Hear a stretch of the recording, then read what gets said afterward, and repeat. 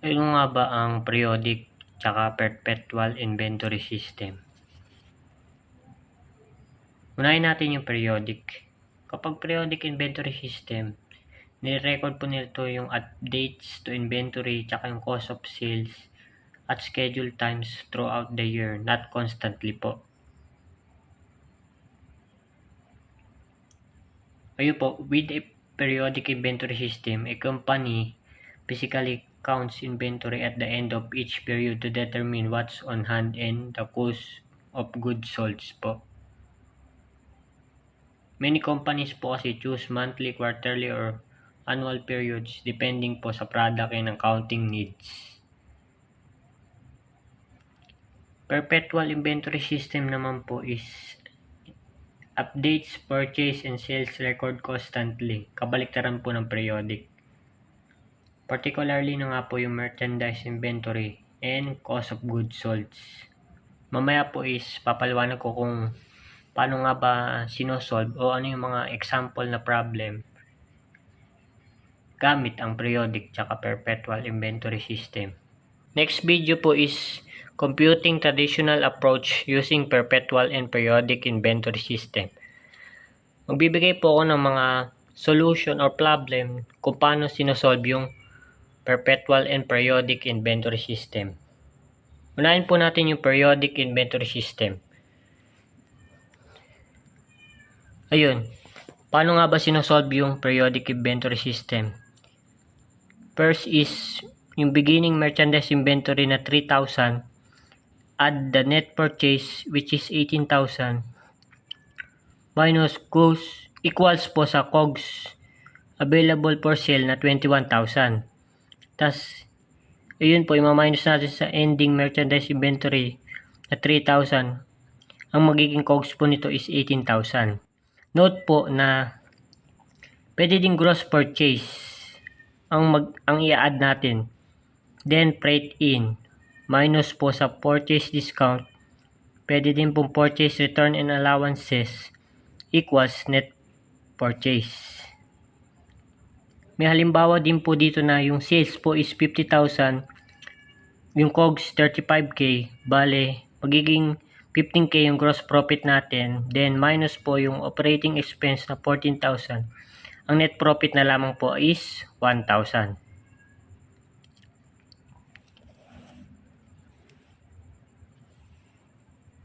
Sa perpetual naman po, inventory system. Beginning merchandise inventory less ending merchandise inventory equals cost of goods sold. Bali yun po yung formula. Yun. Pakita na po tayo dito ng example. Yung beginning merchandise inventory mo is 15,000 minus ending merchandise inventory na 3,000. Bali yung COGS mo magiging 12,000 na lang.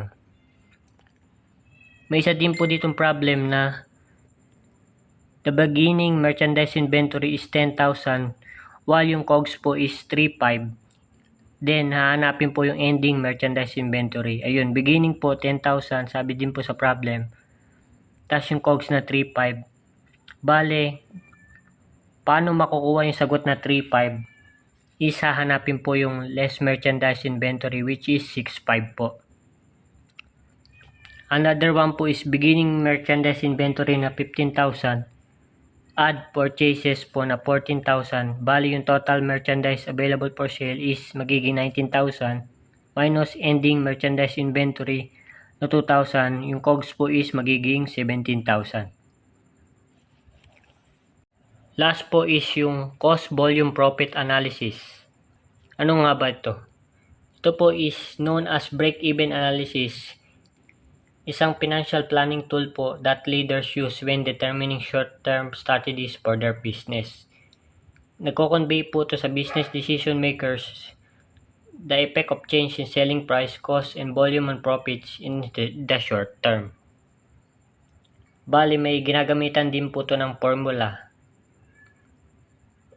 Ito nga po yung profit equals revenue minus cost. May isang example din po dito. Halimbawa po, yung previous company mo is nag-decide ng profit na 50,000. The necessary total sales revenue is found by dividing 150,000, yung 10 yun ng fixed cost and desired profit na pinagsama. Bale, by the contribution margin of 40%. That's all po. Thank you. The term break-even refers to the point at which a business total revenue equals its total cost, resulting in profit nor loss. At the break-even point, a company's sales volume or revenue covers all fixed costs and variable costs. It is the point where the company's income statement shows zero net income or zero profit. To calculate the break-even point, you need to understand and consider two types of cost. Number one, fixed cost. These are costs that do not vary with the level of production or sales volume.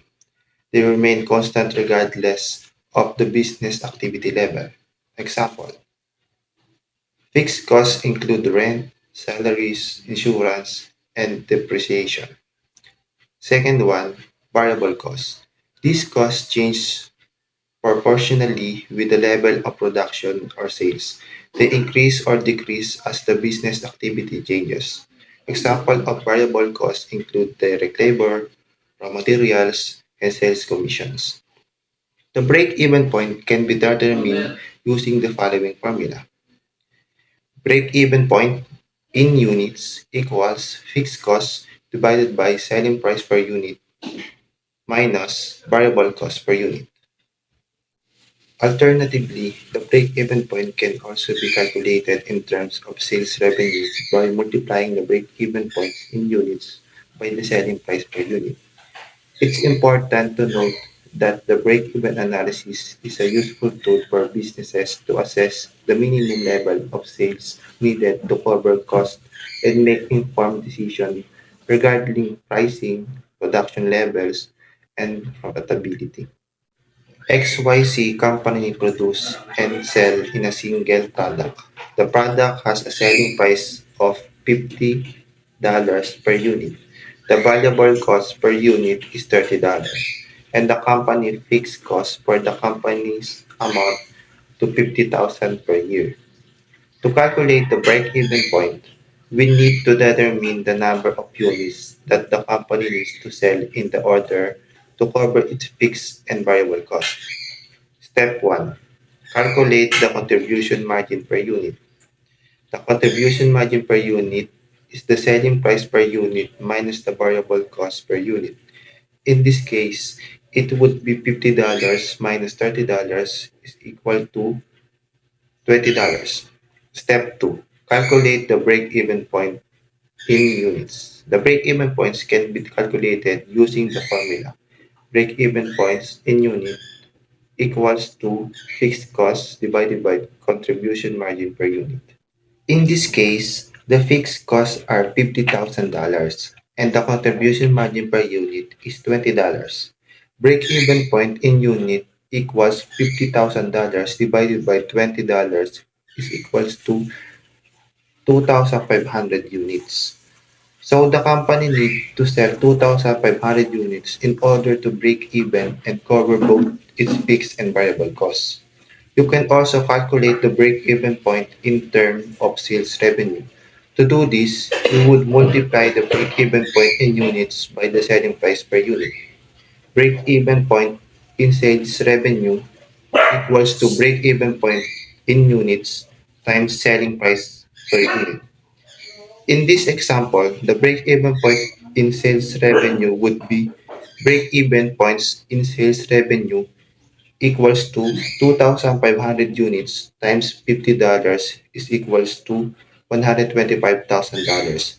Therefore, the company needs to generate $125,000 in sales revenue to break even.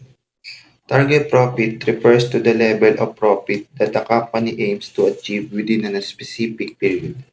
It represents the desired or planned profit amount that a business seeks to generate to meet its financial goals.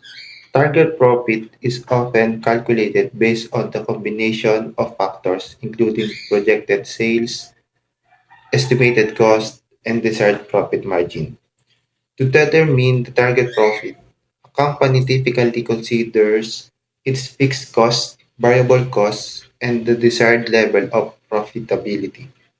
Fixed costs are expenses that do not vary with the level of production or sales, such as rent, salaries, and insurance.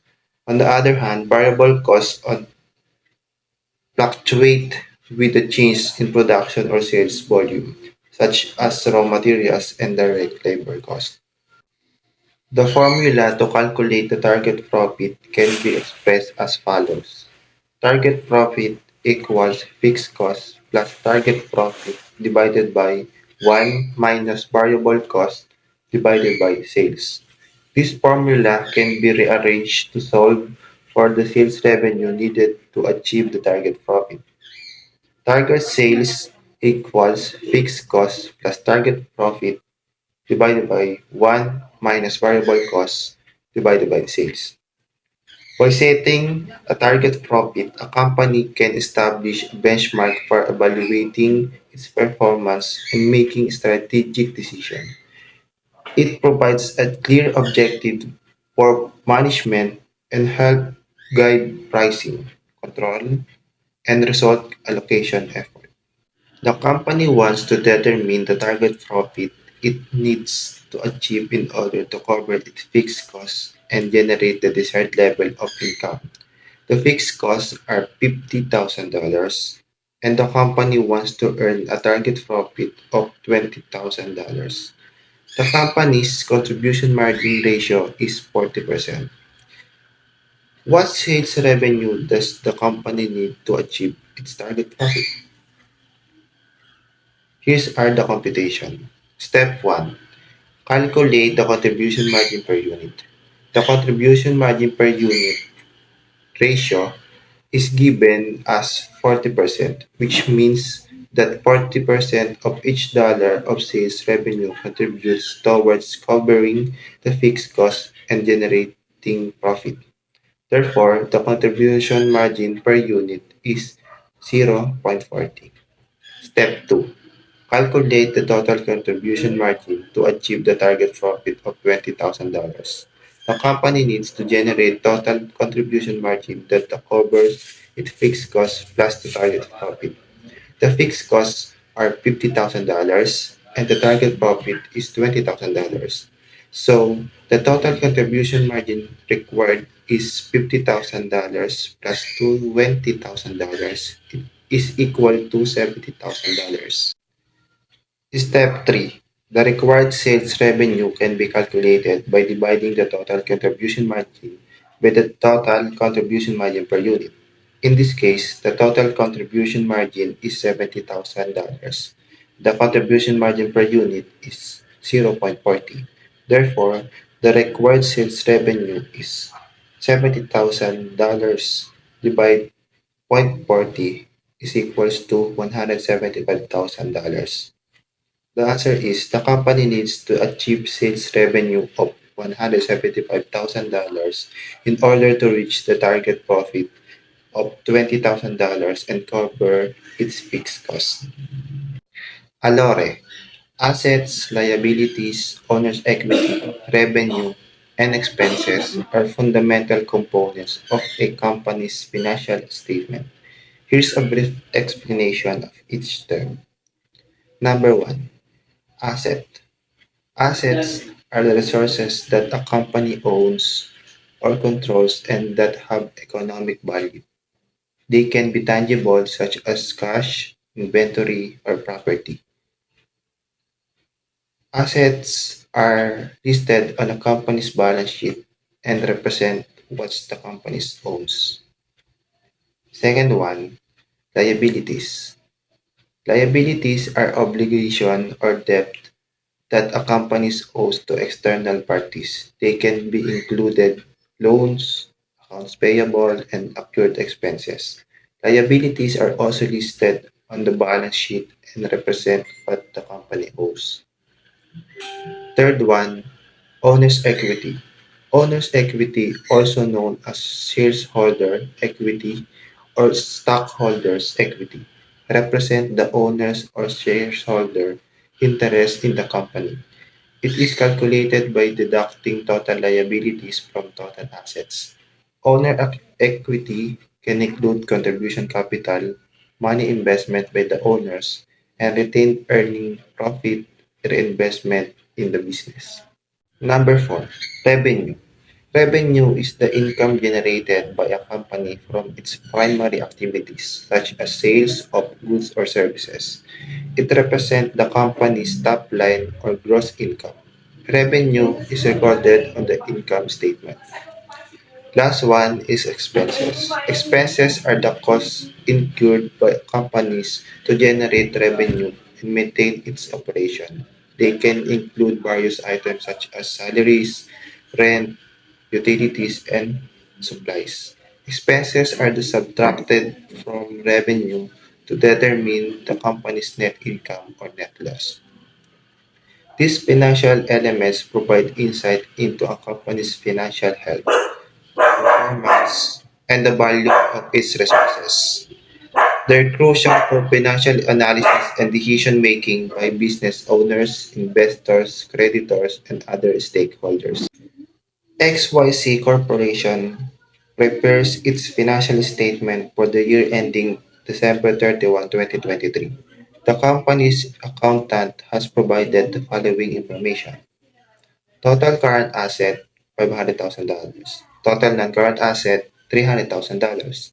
Total current liabilities, $200,000.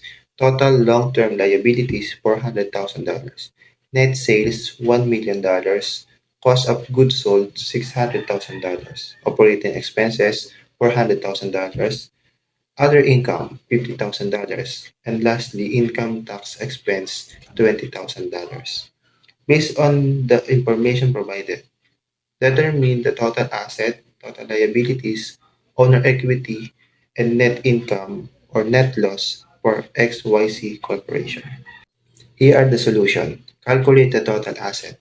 Total asset equals total current asset plus total non-current asset.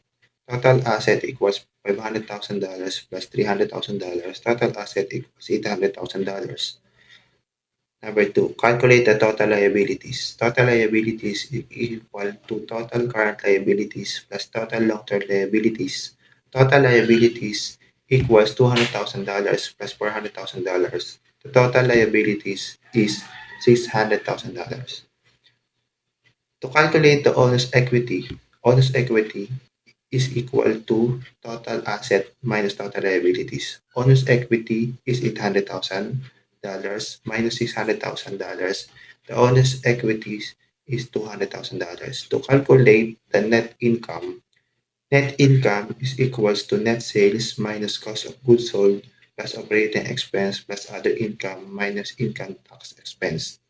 Net income equals $1 million minus $600,000 plus $400,000 plus $50,000 minus $20,000.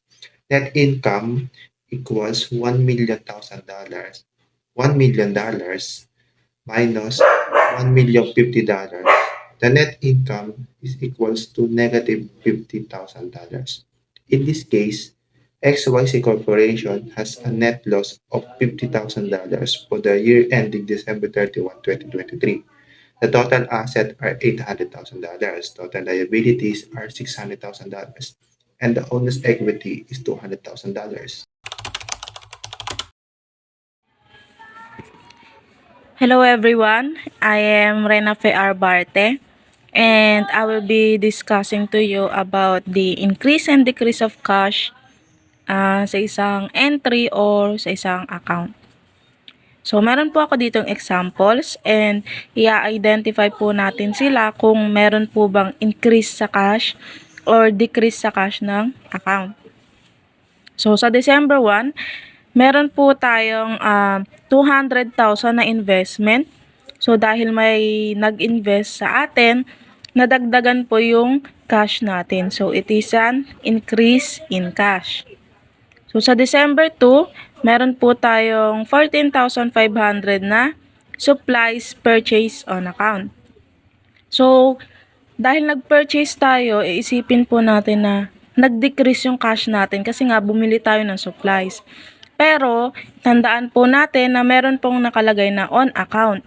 Ibig sabihin, wala pong pera na inilabas ang company. So, kumbaga, parang accounts payable po siya. So, no effect po siya sa ating cash.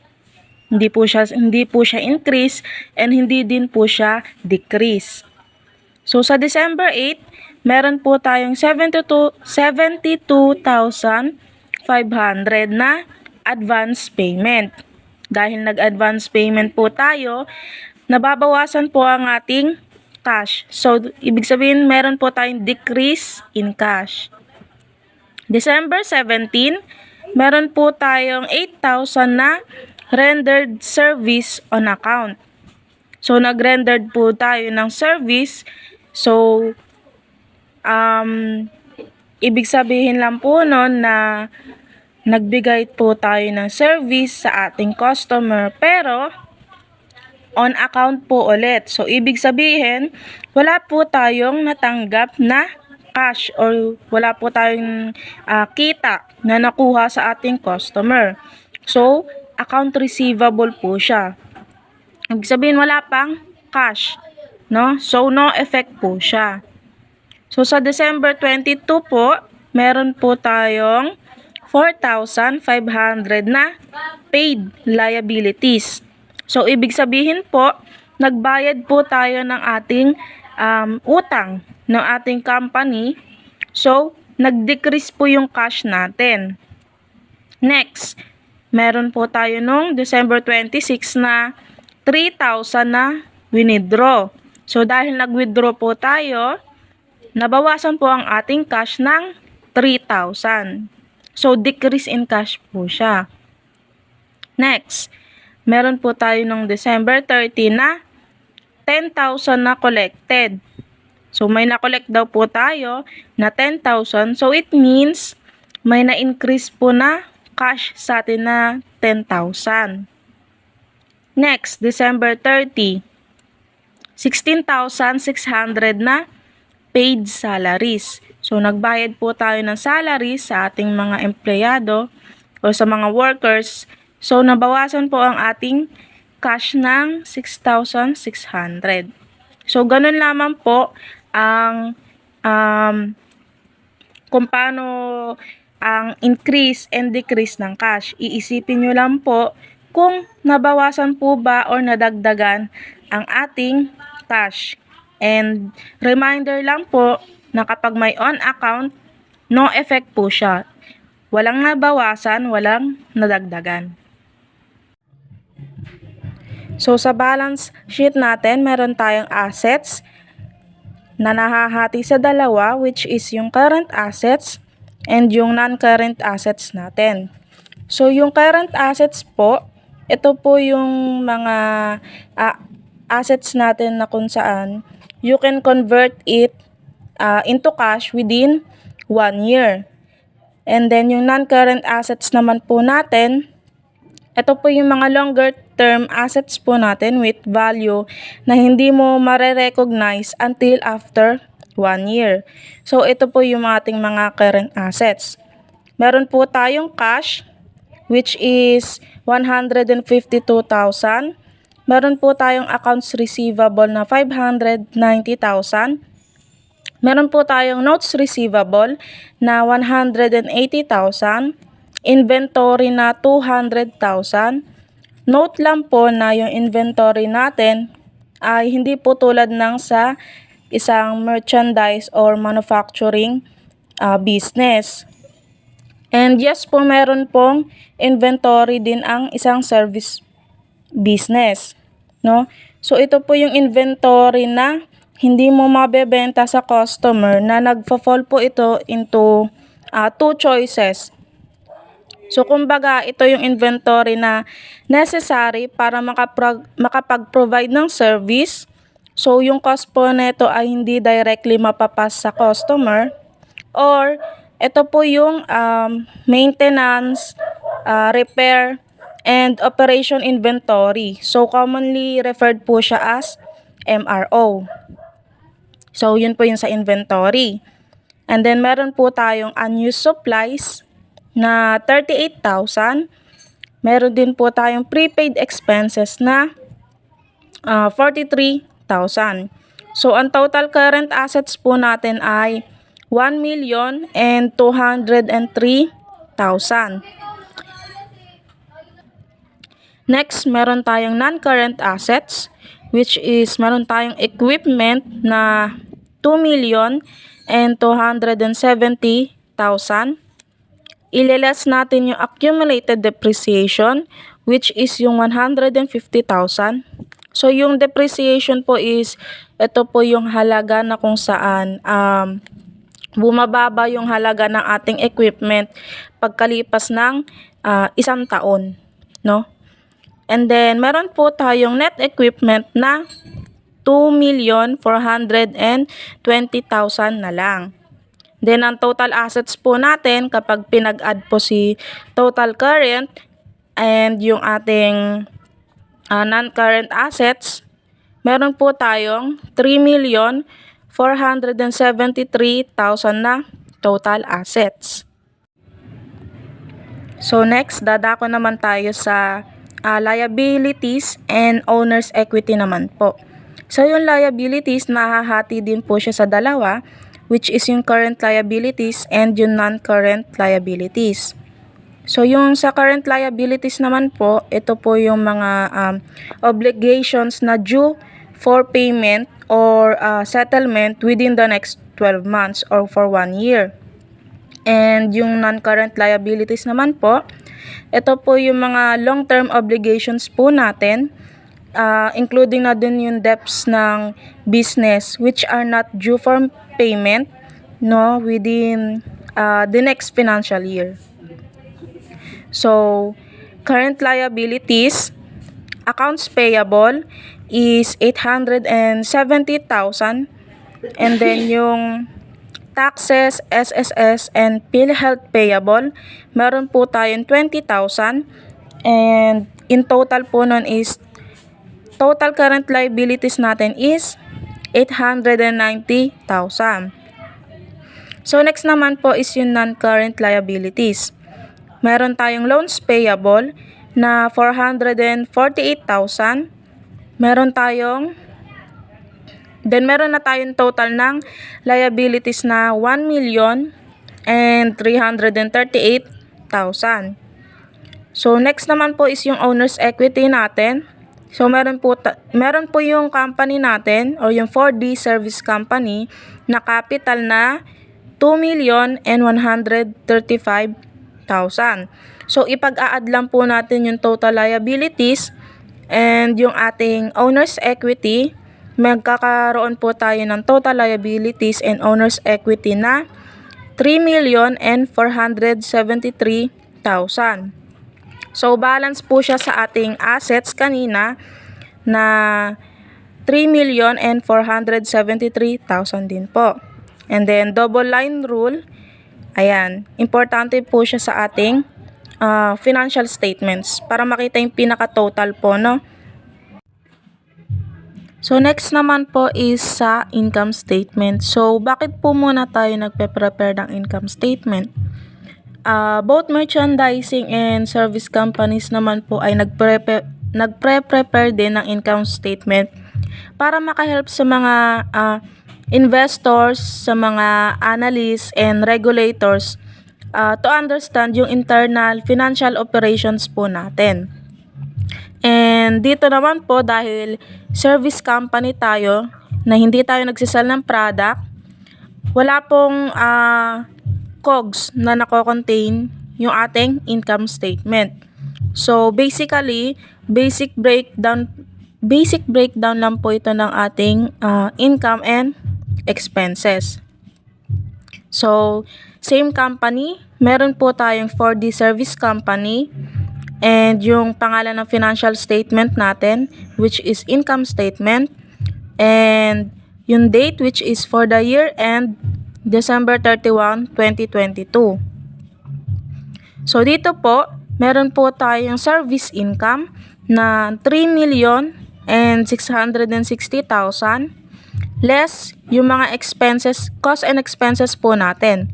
So, una yung cost of service na nagkakahalaga ng 1,300,000, salaries expense na 200,000, utilities expense na 360,000, rent expense na 480,000, taxes and licenses na 120,000, supplies expense na 175,000, advertising expense na 132,000, transportation expense na 140,000, and depreciation expense na 150,000.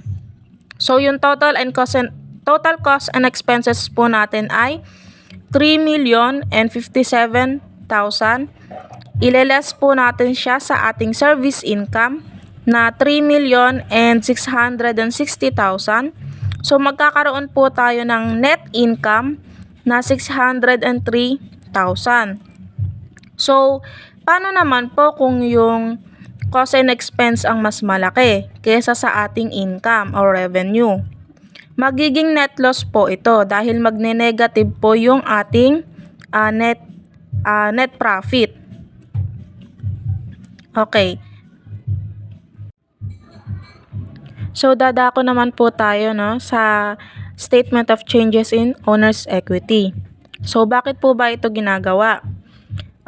Ginagawa po yung statement of changes in owner's equity para makahelp sa users ng financial statements to identify yung mga factors na nagkukos ng change sa ating owner's equity over the accounting period. Dahil nga hindi po ito nakikita sa ating balance sheet and sa ating income statement, kailangan makaprovide po tayo ng statement of changes in owner's equity. So same company po for the service company, yung pangalan ng financial statement, and for the year end December 31, 2022. So dito, meron po tayong 4D capital na January 1, 2022 na 1,332,000. Add yung net income na 603,000 plus yung additional investment ni owner na 200,000. So meron po tayong 803,000. So i-add po natin yun sa capital po natin noong January 1 na 1,332,000. So magkakaroon po tayo ng total na 4D capital December 31, 2022 na 2,135,000. So ito po yung owner's equity na makikita po natin dun sa ating balance sheet. So dadako naman tayo sa financial ratios. So first, current ratio. So ano muna yung current ratio? So ito tayo is mini-measure nito yung company's ability to pay yung mga short-term obligations nito. So paano po ba kinukuha yung current ratio?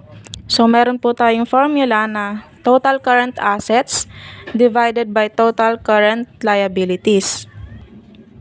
So substitute lang po natin yung total current assets natin kanina sa ating balance sheet, which is yung 1,203,000 divided by yung total current liabilities natin sa ating balance sheet kanina na 890,000. So total po nun is 1.35. So take note po na mataas sa 1 po ang ating current ratio. It means kayang i-cover ng ating total current assets ang ating mga current liabilities. So next naman po is yung debt ratio.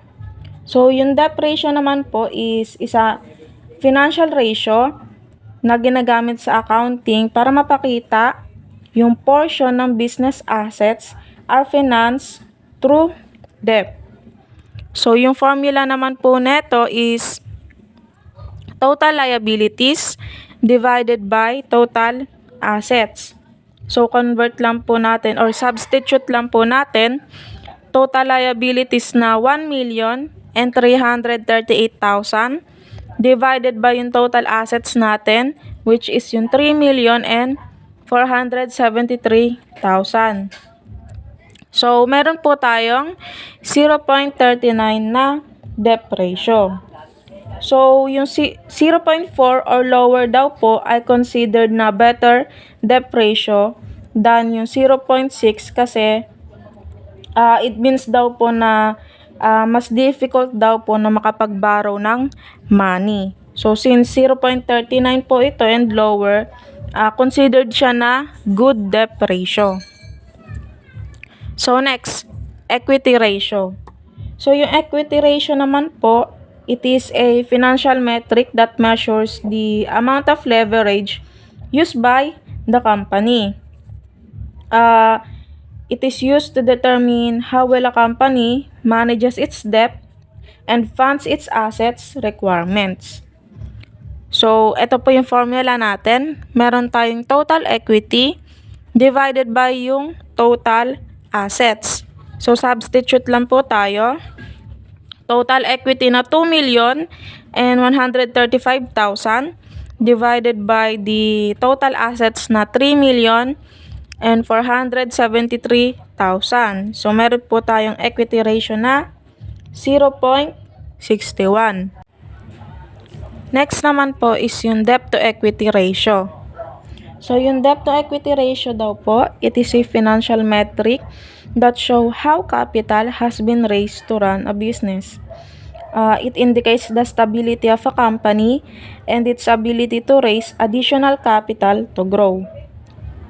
So, para daw po makuha ang ating debt to equity ratio, meron tayong formula na total liabilities divided by total equity. So, substitute lang po natin yung total liabilities natin na 1,338,000 divided by 2,135,000. So, meron po tayong 0.63 na debt to equity ratio. So, note lang po na if lumabas po is higher than 1, it indicates daw po na yung business is high leverage or funded siya by debts.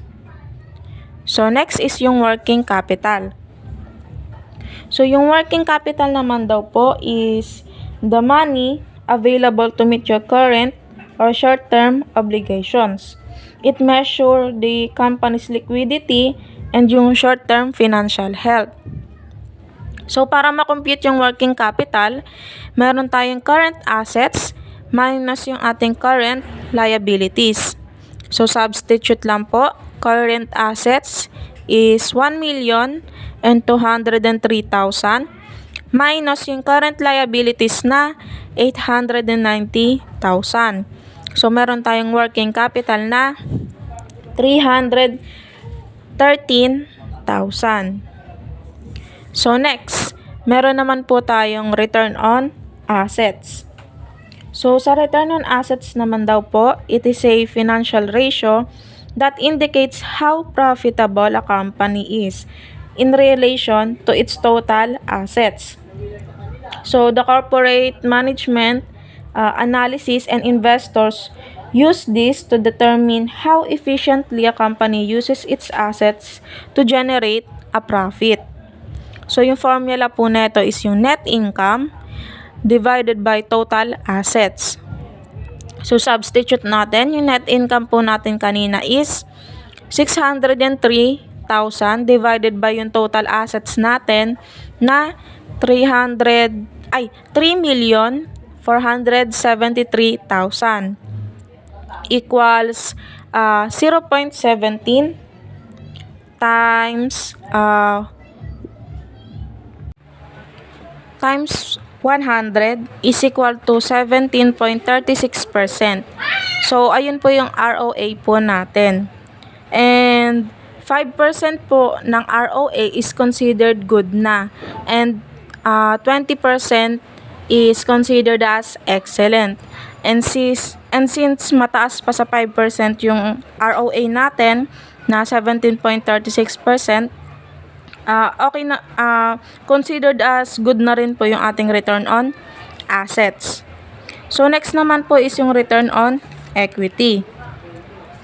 So yung return on equity provides you with an insight into your business profitability for owners and investors. So it helps the investors understand whether they are getting a good return on their money, and it's also a great way to evaluate how efficiently the company utilize the firm's equity. So ang atin pong formula dito ay net income divided by the shareholders equity. So meron po tayong substitute lang natin net income na 603,000 divided by 2,135,000 na equity equal 0.28 times 100 lang po natin, and equals po siya sa 28.24%. So, sabi po na ang 15 to 20% ng return on equity is excellent. So, dahil mas mataas po yun sa atin, consider din na good din yung ating return on equity.